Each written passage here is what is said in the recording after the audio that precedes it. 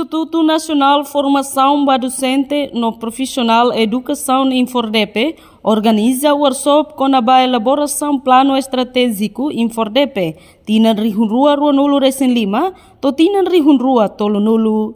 Atividade workshop ne realiza e a salão Infordep terça-feira. Loron Sanulu Recém Ida, fulan fevereiro Tinan Rihunrua Ruanulu Recém Lima. Secretário de Estado do Ensino Secundário Geral no Ensino Técnico Vocacional, Domingos Lopes Lemos Atetém, o workshop IDANE, realiza a Tuhareba Desenvolvimento Infordep, no MOS com a elaboração plano estratégico Batinan Lima Oenmai.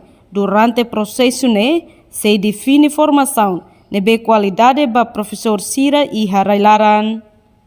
No governante hato agradece ba professor Hotu nebe participa ona iha workshop durante lorontolo No agradecemos ba parceiro desenvolvimento Sira, hanesan governo Austrália, no Nova Zelândia, nebe suporta ona evento idane, fiarkatak workshop idane, belelau ho sucesso.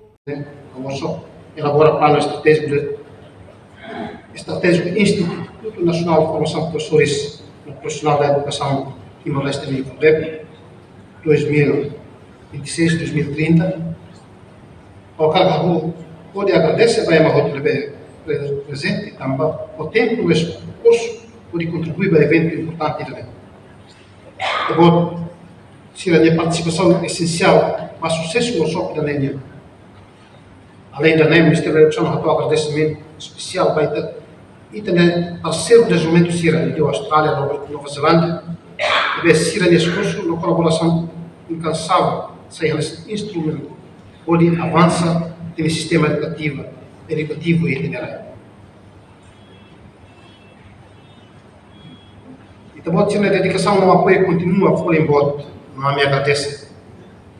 Agradecemos para boa tudo, e também Sira, não continua, para a educação.